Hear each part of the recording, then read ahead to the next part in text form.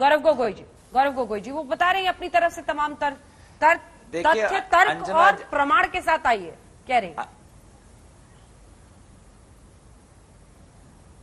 मुझे तो भागने के नए तरीके दिख गए।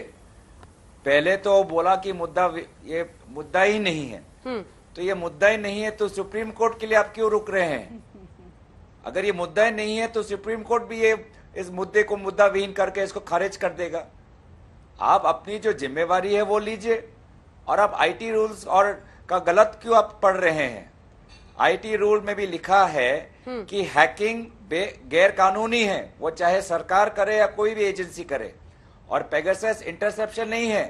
पेगासस का मतलब है कि आपके फोन पे पेगासस सॉफ्टवेयर डाल दिया गया है, ये हैकिंग है। इसकी कोई कानूनी, इसका कोई बुनियाद ही नहीं। और चलो मान भी लिया कि अगर आपकी बात एक सेकंड के लिए मान लेते हैं कि आप इंटरसेप्शन कर रहे हैं, तो वही बात जो प्रियंका जी ने कहा, राष्ट्रीय सुरक्षा के लिए इंटरसेप्शन करिए। आप इलेक्शन कमीशन ऑफिशियल पे इंटरसेप्ट करके कौन सा राष्ट्रीय सुरक्षा का मुद्दा उठा रहे हैं? आप चीफ जस्टिस से जुड़े हुए एक महिला के फोन पे इंटरसेप्ट करके कौन सा राष्ट्रीय सुरक्षा का मुद्दा उठा रहे हैं? आरोप बड़े जम्मू कश्मीर में जो ड्रोन प्राजिता अटैक हो रहे हैं उसको तो आप रोक नहीं पा रहे। चीन जो सीमा पे है उसको तो आप नहीं रोक पा रहे, और विपक्षी दलों का आप अपने घेर रखा है। विपक्षी दल डरने नहीं वाला है। अंजना जी, बात सिंपल है कि अगर आप ये देखें कि ये सरकार का व्यवहार देखें, इनको जो किसी का वो पेपर फट गया उससे लेके उनको बहुत दुख हो रहा है। किसान जो आज आंदोलन कर रहे हैं, कृषि कानून वापस चाहते हैं, उससे उनको दुख नहीं हो रहा है।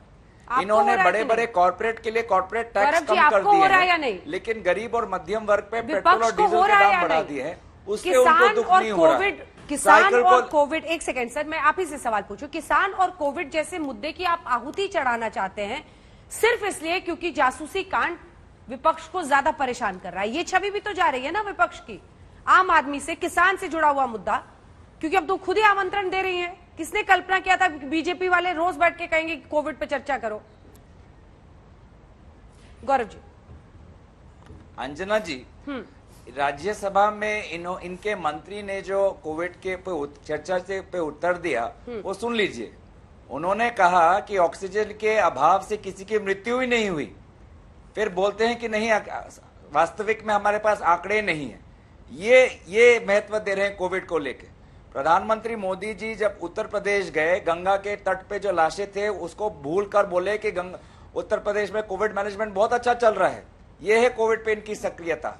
जहां पे किसान की बात आती है, ये किसान को आज भी जो गाजीपुर में जो किसान वहां पे विरोध कर रहे हैं उनसे मिलने कोई जाता नहीं है। ये बात करते हैं पेट्रोल डीजल की, जो आज हमने बात उठाई, आज हमने कांग्रेस के विभिन्न दलों और विपक्षी दलों ने बात उठाई, तो हरदीप सिंह पुरी जो पेट्रोलियम मिनिस्टर हैं, उन्होंने लोकसभा में ये बात रखी कि उनके उत्तर से ये सुनने में आया कि गरीब और मध्यम वर्ग को पेट्रोल और डीजल के बढ़ते हुए दाम से कोई राहत नहीं मिलने वाला। ठीक है, अब अपराजिता जी अंत का वक्त बचा है, जवाब दीजिए। पूरी दुनिया में आज कॉर्पोरेट टैक्स बढ़ाया जा रहा है और भारत में मैं बोलती हूँ, सरकार कॉर्पोरेट के टैक्स कम कर रही है और पूरा वजन दे रही है गरीब और मध्यम वर्ग पर। ठीक है, अब जवाब दीजिए अपराजिता जी। आदरणीय प्रधानमंत्री श्री मोदी जी अत्यंत लोकप्रिय नेता हैं, और लोकप्रिय इसलिए हैं कि वे आम आदमी की नुमाइंदगी करते हैं, आम आदमी के विषय में सोचते हैं और उनकी बातों को रखते हैं।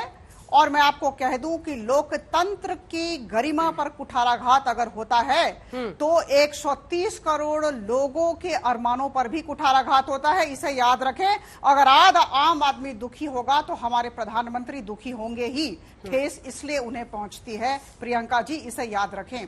और जहां तक आम आदमी का सवाल है, जैसा मैंने कहा, जो मुद्दे उनको प्रभावित करते हैं उन पर चर्चा करें, आप तथ्य और तर्क के साथ आए, किसानों की बातचीत करें, कोविड की बातचीत करें, चीजों की कीमत के बारे में बातचीत करें।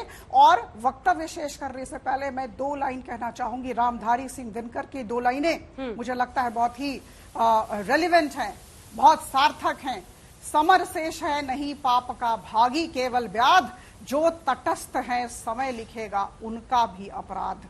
आप तटस्थ ही नहीं है, आप अवरोध भी पैदा कर रहे हैं।